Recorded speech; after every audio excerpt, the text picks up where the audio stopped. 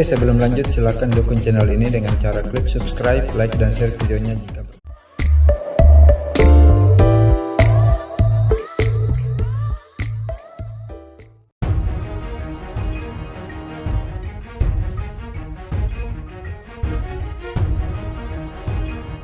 Gawat, Vietnam diintai pesawat pembom militer Cina.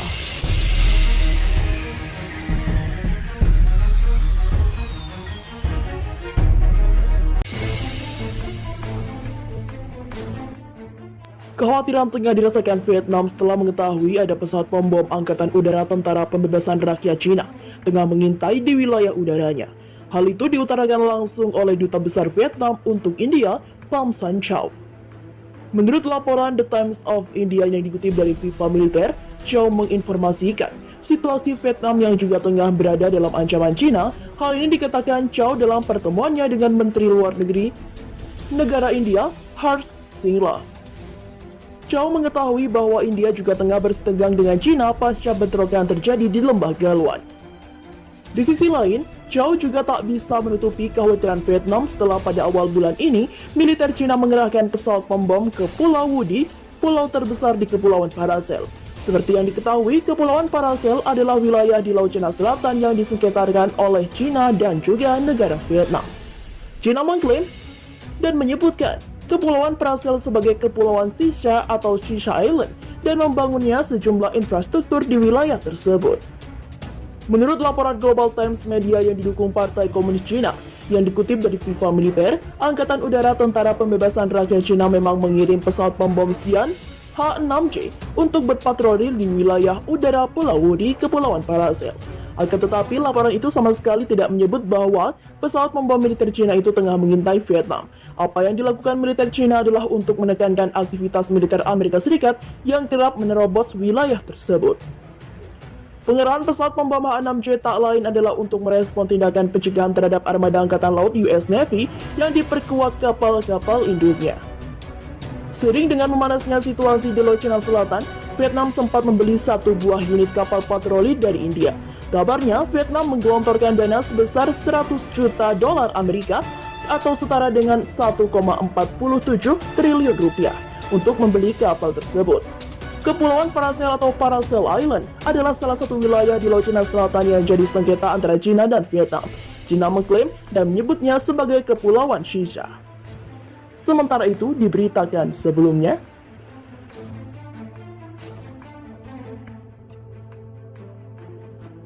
tentara Cina cium taktik pasukan Taiwan pasang banyak ranjau laut.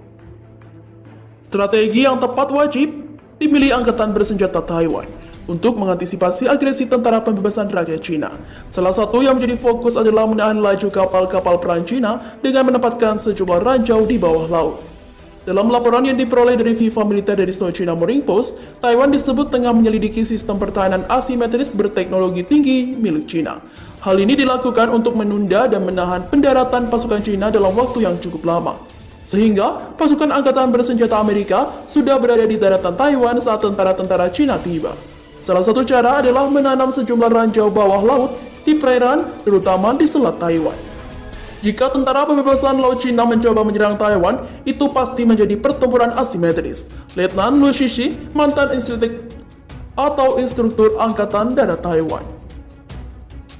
Salah satu tindakan terbaik adalah meletakkan ranjau bawah air di sepanjang pantai Taiwan dan saluran utama yang menghubungkan daratan dan pulau. Itu dilakukan untuk menghalangi pendekatan armada tentara pembebasan rakyat Cina, katanya. Liu juga mengatakan ranjau bawah air yang saat ini dimiliki pasukan Taiwan sangat berbeda. Angkatan Laut Taiwan memiliki ranjau permukaan yang dirancang untuk menghancurkan kapal permukaan dan ranjau tertambat untuk menghancurkan kapal selam. Selain itu, Angkatan Laut Taiwan juga memiliki ranjau pintar yang bisa naik di bawah laut ke permukaan. Sayang, rencana pasukan Taiwan itu sudah diketahui oleh Tentara Pembebasan Rakyat Cina. Angkatan Laut Tentara Pembebasan Rakyat Cina langsung menggelar latihan tempur dengan fokus menguji kemampuan untuk menghadapi senjata bawah air itu.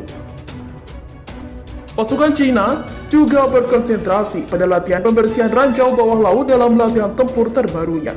Menurut laporan lain yang dikutip dari FIFA Militer dari China Central Television, dalam dua latihan tempur, Komando Teater Timur Angkatan Laut Cina mengerahkan kapal penyapu dan pemburu ranjau. Kedua kapal ini memainkan peran sangat penting dalam membantu membersihkan jalur laut.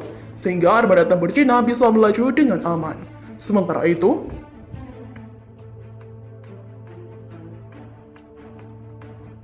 salah satu konflik Armenia-Azerbaijan yang berlangsung selama 44 hari sejak September sampai November lalu.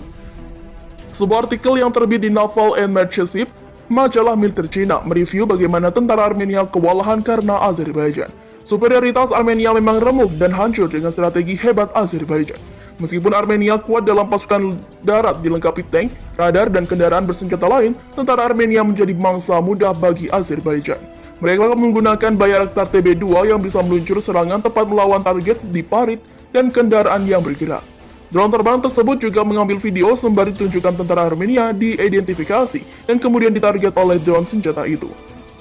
Azerbaijan juga menggunakan drone sebagai alat pengintai sehingga Azerbaijan sangat terbantu memukul mundur tentara Armenia.